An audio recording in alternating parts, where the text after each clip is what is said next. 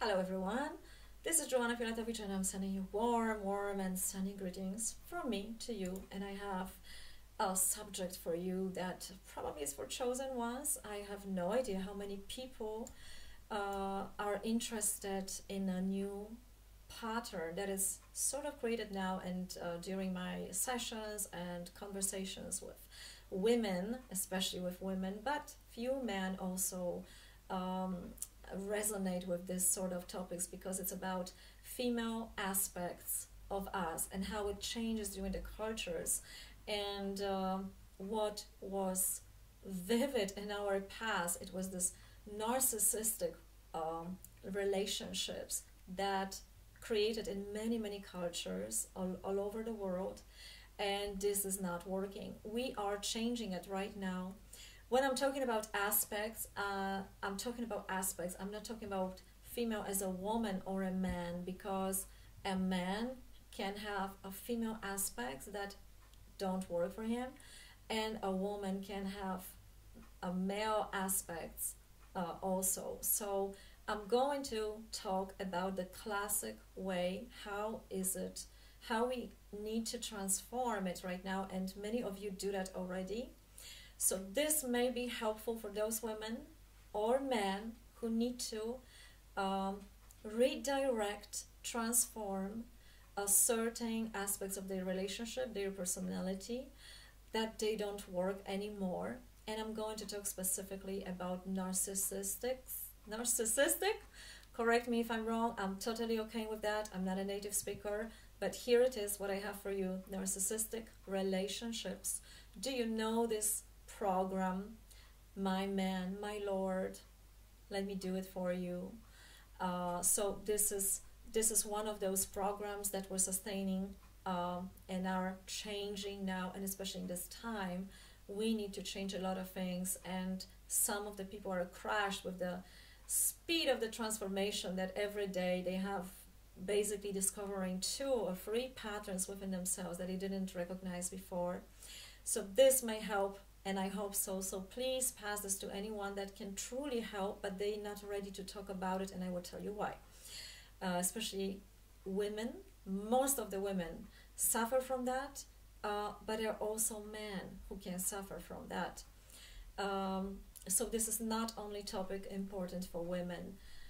What are you associating with the female aspect within us? What does it mean for you to be a female, to be a woman?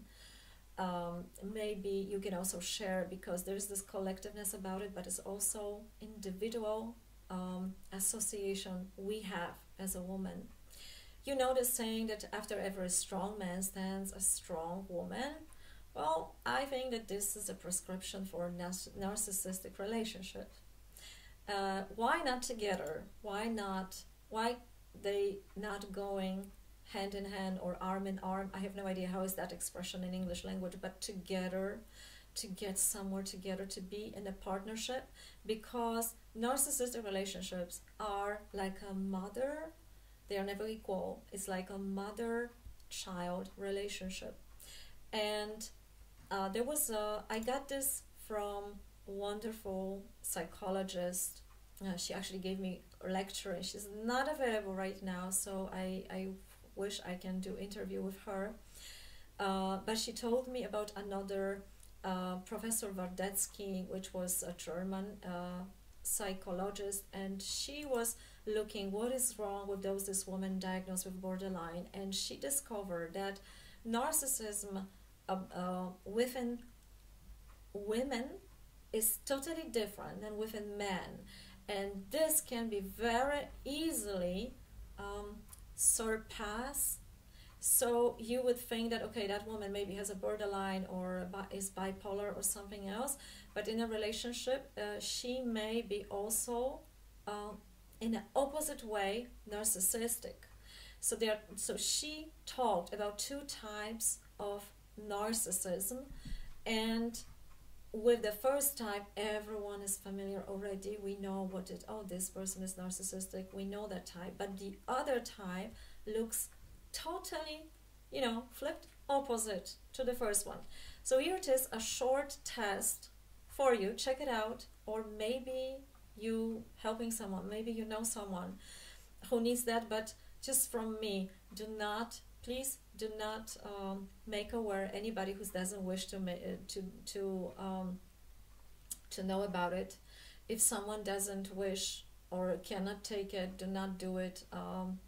Do not try to help and pressurize someone, because usually it triggers aggression and resistance more. If someone is not ready for it, then you can just mark it and ask the question, but never say that, oh, this is your problem. So please be kind with people that you see those traits are present, because it's not about judgment and pointing out someone else. It's about understanding as well. I believe in that. It's more about understanding and see what can we do about it. Do we want to do something about it? So this is a classic thing, and when it's extreme most of the time. So again, I will repeat that. Women can have male aspects of narcissism, and men can have female aspects of that. It can go into, in an exchanging mode, going back and forth. It could be period of time or phase in the life, and people are changing. It all depends. But in a classic model, it looks like that. So I will now say about male aspect. He is underlying him being wonderful person.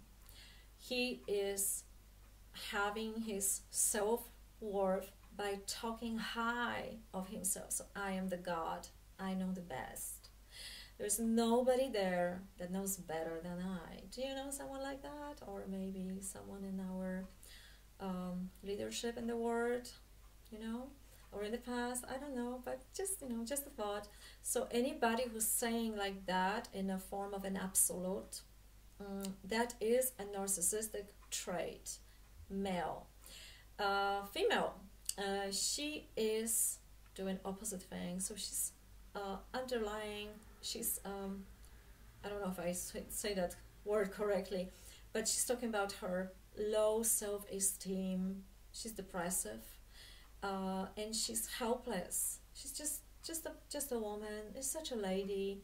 So she is always talking lower about herself, and if you give her a compliment about her coat looking beautifully, she was like, oh no, it's not so beautiful. Oh, it's very old, So men, the next one, you can also stop when you have something in your mind. Maybe whatever I'm saying triggers something within you. So stop the video, make a note for later. So your mind can bring you more information every moment. Follow that. A man is fighting for recognition, being admired, autonomy, freedom. He is concentrating on himself. A woman is getting her admiration silently. So she is grabbing that through fitting into the man, and she's losing herself in it at the same time. So she feels better about herself when she's more and more fitting to the man. A man is compensating his weakness by showing how great he is. So anytime you hear a man that is talking, complimenting himself, so all these types that are complimenting themselves a lot and talk, oh, how great I am, I did this and it was so great, I managed to do that, and there is like no harmony and balance in it. There's only this greatness about these people. This is narcissistic trait. A woman is compensating her weakness by fitting to the man, to the environment, to the everyone there around her in her environment, by fulfilling tasks, being responsible, and by being attractive woman. And this is not about just makeup, high heels. This is sort of the woman when you going to get rid of your trash on a Sunday in full makeup. You're not going anywhere else, but you have full makeup, high heels, and you just walk like that to show off. And I saw such women in Poland a long time ago. They were going to the nearest store in such high heels that they barely could walk, but you know, the most beautiful, and they were beautiful, absolutely beautiful, stunning. How men and women cross the borders, because both of them, they are crossing borders, it's just showed differently. So the man is emotionally distancing himself. He's not empathetic. He will hurt you, he will punish you, he will put you down. So he's crossing your boundaries this way. Now, how women are doing that? They are very empathetic. Empathetic. Oh my God, correct me. I'm just talking too much now, 3 different languages, so that's why. And they are taking over feelings of other people. They will cry with them. They will empathize too much, and they cross the borders. So they are merging, melting with other people so much. They don't know if their feelings are theirs anymore, or this is this person. They don't even ask that question. So we women, we need to be healthy, egoistic. And if I didn't mention before, now there is this, I saw that in some esoteric circles, and I don't know how they're doing it, but there is this fashion, I would say, burn your ego, get rid of your ego. And I'm laughing from it, and I tell you why. Because there is no such thing you can burn your ego. You absolutely need your ego, because your healthy sense of ego is your individuality. If you do not have that, you are going to melt with the oneness, which is great as a concept in maybe when you do some collective work. So there is a role of being together, and there is a role when you are yourself. If you don't know who you are, then other people will tell you who you are and will pull you into the roles that maybe you don't want to play. So we need that healthy sense of individuality and egoism.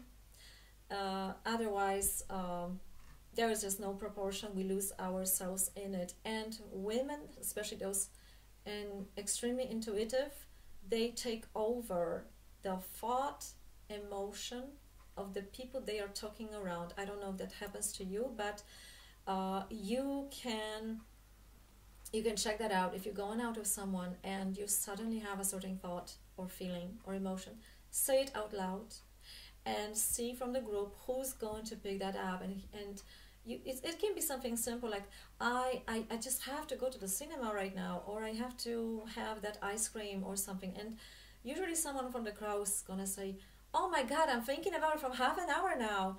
That's what is synchronicity. Is that synchronicity, or you picking up telepathically someone else's because you're that empathetic? So watch that out. It's just one of the way how we do it. Men, when he talks we, he means I, because he already decided.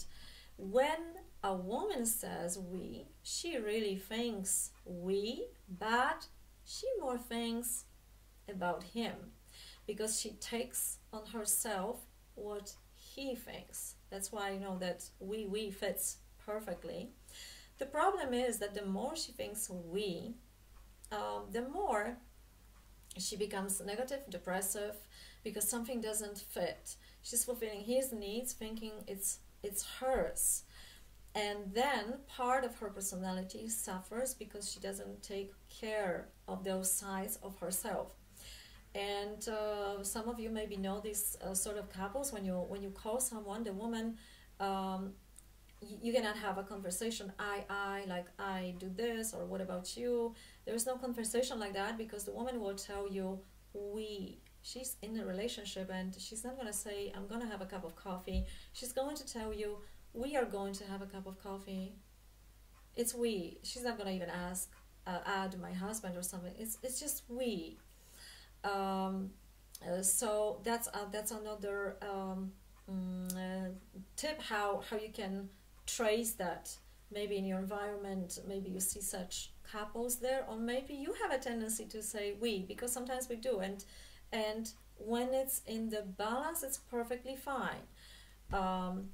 It's just not supposed to be all the time like that, or when you don't have I anymore, then something may not go so well.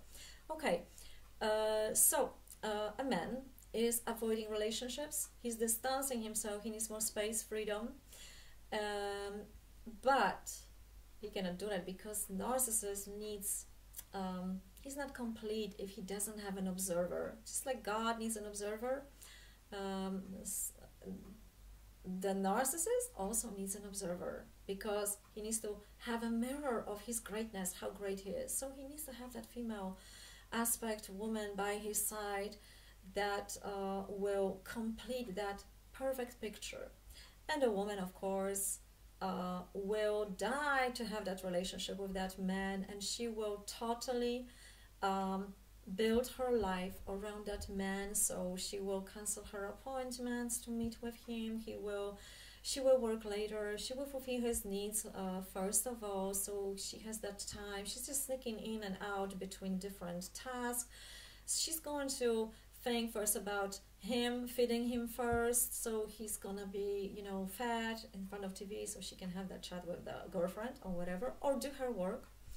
And that's how it is. So it's the priorities that are pushed away, and this is this is how it is. Narcissist, he's not lost in a relationship, he never gives himself till the end, and a woman does that, of course. And if she won't comply with him, he will find someone else. And this is the fear of many women, because if she's not going to fulfill certain needs, he's going to go to somewhere else to be admired. And if he's going to, there is a symptom of, not symptom, there is a tip. If you hear your man saying, I don't feel appreciated by you, there is a sign. So a woman, she's looking for the stabilization, an ideal image, and she's creating that with her man. She's idolizing her partner, so she's like this a special special addition to his maybe she's just a shawl to his perfect suit, and she's merging with him.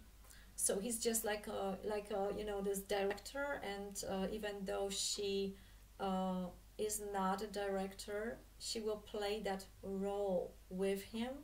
She's gonna stand in his shadow anyway, but she's going to try to merge, to feel like him, to be that part, like she exists through him. The man is stabilizing his self-worth through a woman and her admiration, and she is perfectly offering him that.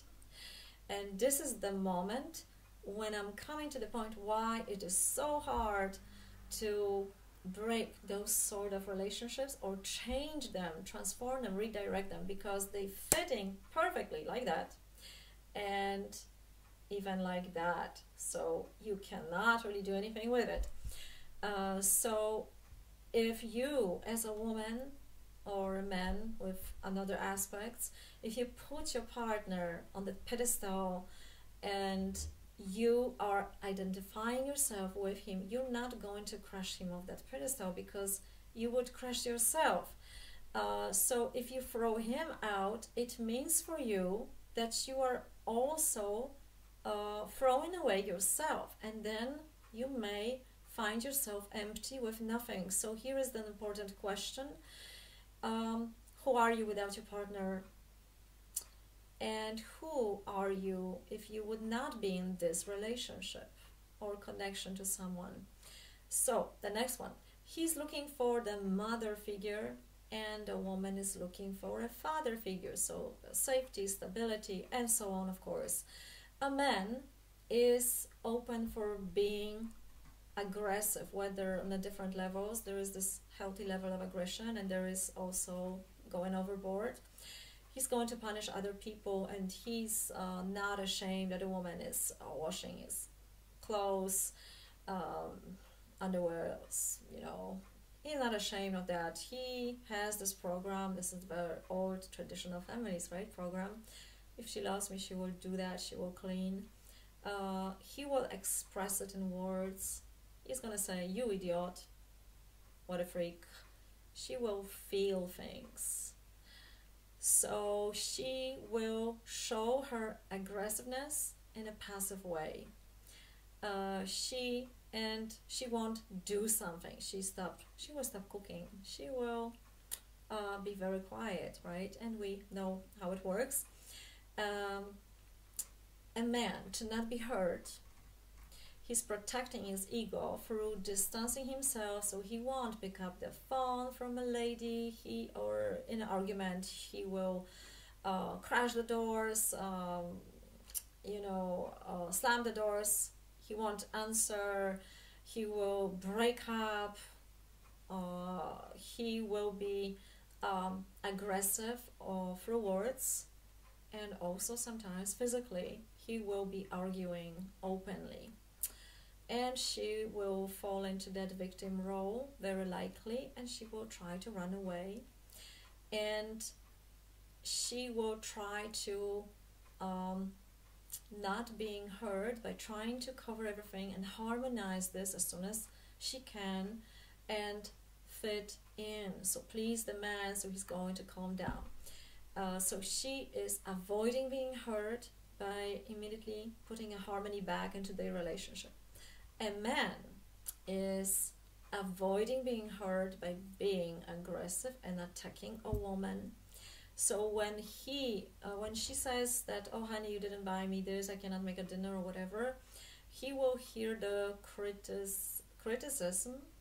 And here I was talking about 4 ways of hearing. This is 4 ears, and another short video about communication and how to communicate from the position I and so on, because that is how we do perceive things. So it has to do something more with perception. We can hear not exactly what the person intended, but we can hear, depending on our culture, perception, 4 different things. One of the 4 different things. So I'm talking about it in this another video, so check this out about communication in relationships and mediation. But the man, coming back to that, he will hear the criticism and he will attack her. And here's the tip: when you want to know what is he avoiding, what kind of being hurt, you will hear in what he's attacking you. So if he's feeling like you are attacking him because he's lazy, he's going to point you out what you didn't do, you're not solid, and so on. So here is more, less, everything about it, short test, how it works, what are the differences between both sides. And the most difficult thing is what causes us the biggest problem and conflict is because these are like hands that come together and they are fitting like a key with lock, and that causes the conflict because the woman loses her individuality, so her soul starts to suffer, and she's fitting in, and this phenomenon is ending in disaster most of the times when it comes to such cases, such extremes. And it's never relationship on equal level. It's always narcissist is always higher and woman is always lower, and this admiration goes only one way. But we all know that the train goes both ways. So if it's not happening, something doesn't work. This is relationship more, as I said, mother to a child. Can be daughter, can be a boy,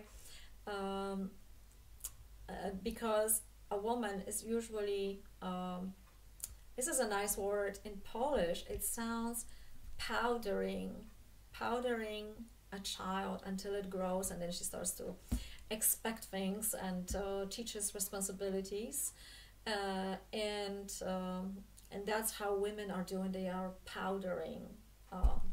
So they ending up powdering the man in the future. And how this is created, this narcissism, extreme narcissism, because I didn't say, but I will say it right now, we are all having narcissistic aspects within us. The trick is to know about it, but I will get to that about how in a moment. So it's not about ending your relationship. It all depends what the situation is. It's about retransforming and seeing if you are happy in your relationship, to what degree, where do you need to take care of yourself, such sort of things.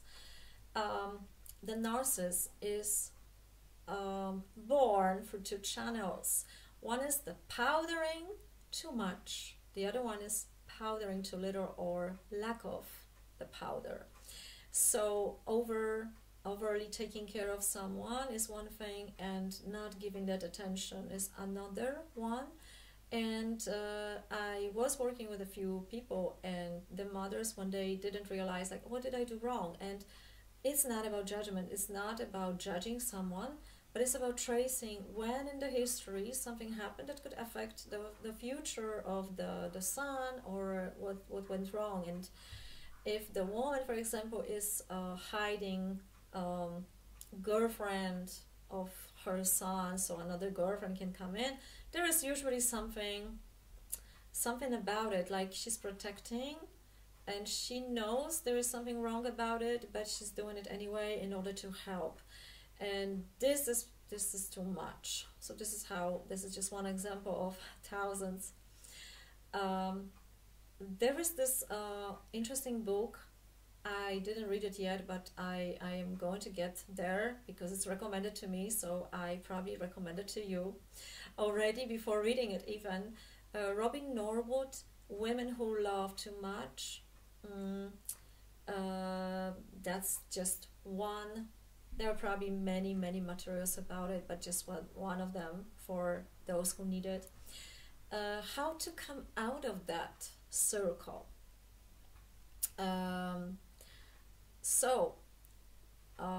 First of all, is identify the problem, because a lot of women, they won't see that. They won't be able to sincerely come to the mirror and tell and ask themselves. They will feel something is wrong, but they don't know. For many years, it may not happen that a woman will discover that she relives this pattern. She will know that something is not right, but she usually will blame herself because she's putting herself down, right? So she won't see that. So the first thing is to see to look at yourself, to look at self in the mirror and ask, what do I recognize? So go back and trace. Now is the test. Now is the tips, the signs of that. So you can measure that. There is some tools, and educating yourself or talking to your friends who went through similar things and something was off, and you cannot define that really. And do not, of course, not ask for it anyone, because if the person is not ready, that is very important to repeat. Usually there will be attack that you don't understand or something like that. So that is something that follows every sort of addiction. Like, you have to see that there is something is going on. And it's not about judgment. It's not about accepting even at this point. It's not about admitting, because admitting is like, it's sort of like committing crime and now I have to admit to something. No, that's too scary. It's just seeing that something is not working for me, and now it's just this openness about seeing, what can I do about it? Maybe someone else had this experience. Is this a certain pattern? What can I do with it? So that's number one. Number two, I sort of have my notes here, and I have to translate it from Polish language. So here it is. How does it look like in my concrete situations? So when I'm acting with people, with my partner, with other people, with friends at work, whatever, do I act from fulfilling someone's needs without paying attention to my needs?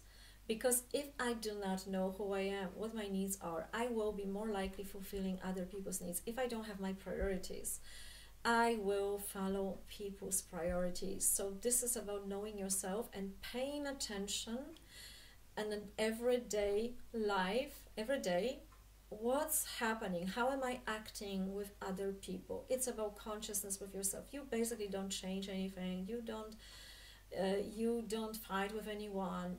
You're just paying attention, slowly analyzing what's going on around me. How am I acting? Did I want to do that? Did I want to say that? What did I feel? What did I think? Do I feel okay with that afterwards? Was it good for me?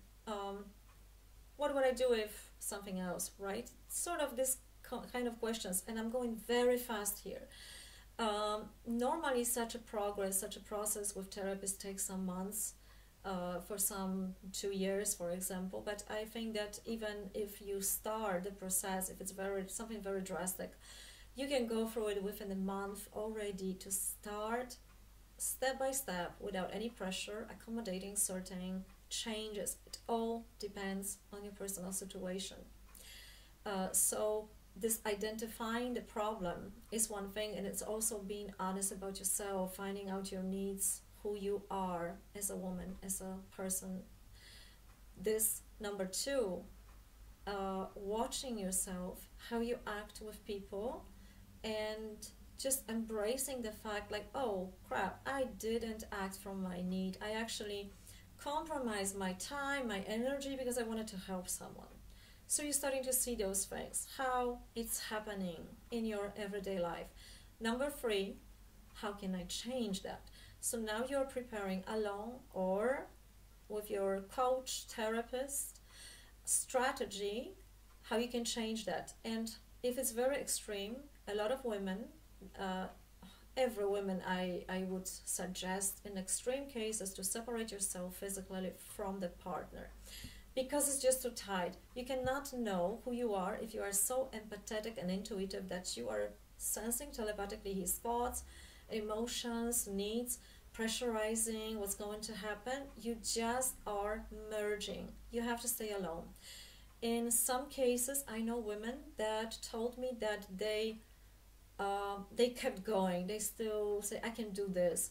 And they landed in psychiatric hospitals, and that was perfect. As much as I don't like such institutions, from different reasons, it was perfectly working for them, because they had finally time to know themselves, to find out who they are for themselves without a partner.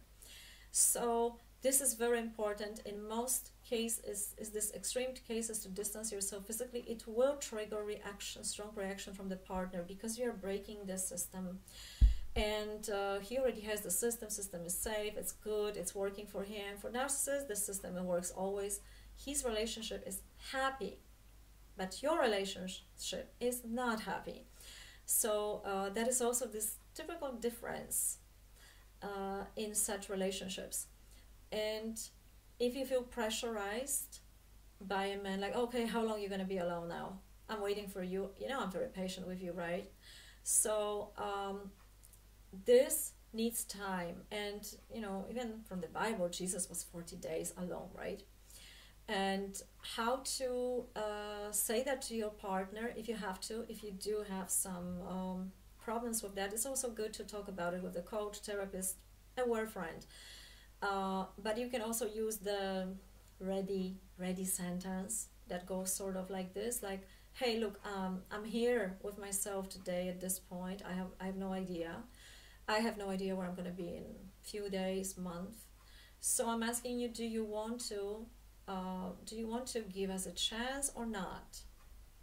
So, and that is true. If there is love, the partner will respect that, and he will wait for you. So, but you can also ask this question, because maybe he won't wait for you, and so you can ask this question: do you want to wait for me? If I'm aware that some women right now say, how dare you say that, we are in so much fear, or even, you know, unconscious fear.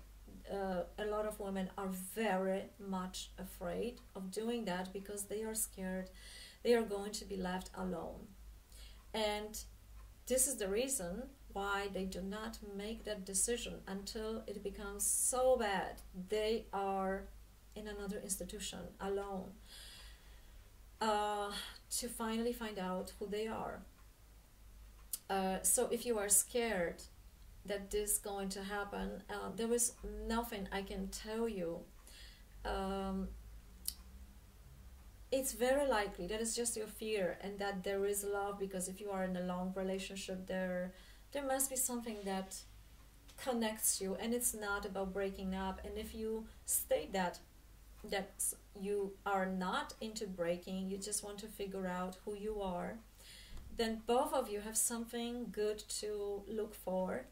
And in many cases, you come back, both of you, it can be fun for you. You can start dating again. You can come back to the moment where you met and bring those great moments from where you first met for the first time, how great it was.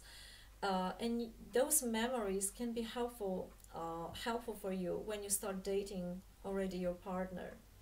A lot of women are also, I will mention that aspect, they are losing interest in sex. And that means that if you have that, it's absolutely normal, because your subconsciousness already is trying to separate your illusionary self created on the image we together stuck into who am I really, to so you are separating that illusionary I from your true I. So your body does that for you. So it's absolutely normal. And the last thing I want to share with you, there's the consequences in, you will see, that the changes you will see, and you need to keep practicing them. It's not like, you go for this period and now I'm expecting everything is fine, because those new definition, rules, something that will work for you now too, not only for your partner, has to be established. And this is different for every couple, and you are probably learning to trust yourself for the very, very first time. Some of the women don't trust themselves, and they have this this is showed usually in those sentences. Am I imagining that, or that really happened? Because he says that, he never said that, right? So am I crazy or am I not crazy? Oh my God, I was so wrong, I have to apologize. And in those cases, I recommend to write down the notes when something happened, because it's like a documentation, and it's only for you. It's not to prove anything anymore.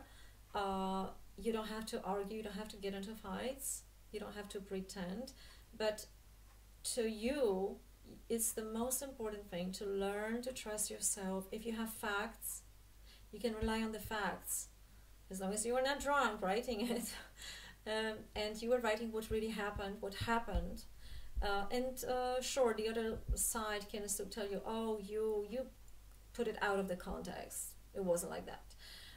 You still have something to stick to, and the words were said, and if you are writing when they were said, you are going to write them exactly as they were said. So that's how it is. And this number 4, take some practice later on with your partner, and see what's really there. Is there love? And do you want to continue relationship in a way that it works for both sides? Yeah. And another question that is worth to add is, are you able now to be with your partner? If you do, if you want to, if you love him, how would that look like, that new relationship that you are recreating, so you can be happy in your relationship if you love the same man and he's very precious to you? Yeah, I think this is it for today. I hope it was helpful. If someone needs that, please pass this test and let me know what you think. And I'm wishing you a wonderful day. as always, whatever you are, whatever you do, have a good one. Bye bye.